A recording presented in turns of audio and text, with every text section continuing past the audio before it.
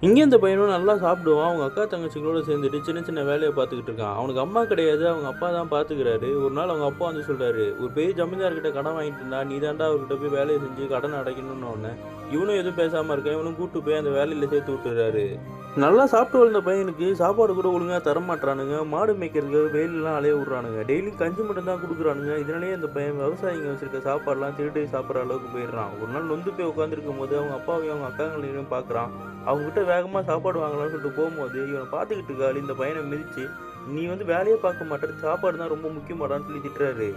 அவங்க அப்பாவு ஜமீன்தார் கையெழுத்து போட்டு கொடுத்ததுனால இந்த பையனுக்கு சப்போர்ட் பண்ணி பேச முடியல. நாங்க குடுக்குறது தான் அவனுக்கு சாப்பாடுன்னு சொல்லி இழுத்துட்டு போயிடுறாங்க. அதுக்கப்புறம் இவனை கொத்தடி மாதிரி ரொம்ப கொடுமைப்படுத்தி வேலை வாங்கிட்டு இருக்காங்க. இந்த பையனோட வீட்டில் சாமிக்கு படையல் போட்டுக்கிட்டு இருக்காங்க.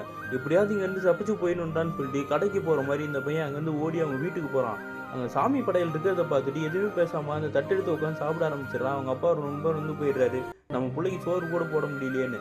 ஆனால் பின்னாடியே அந்த ஜமீன்தார் ஆள் வந்து இந்த பையனை அடித்து இழுத்துட்டு போயிடுறாங்கப்பா. அவன் கடைசி வரைக்கும் இந்த பையனோட நிலைமை இப்படி தான் இருக்குது.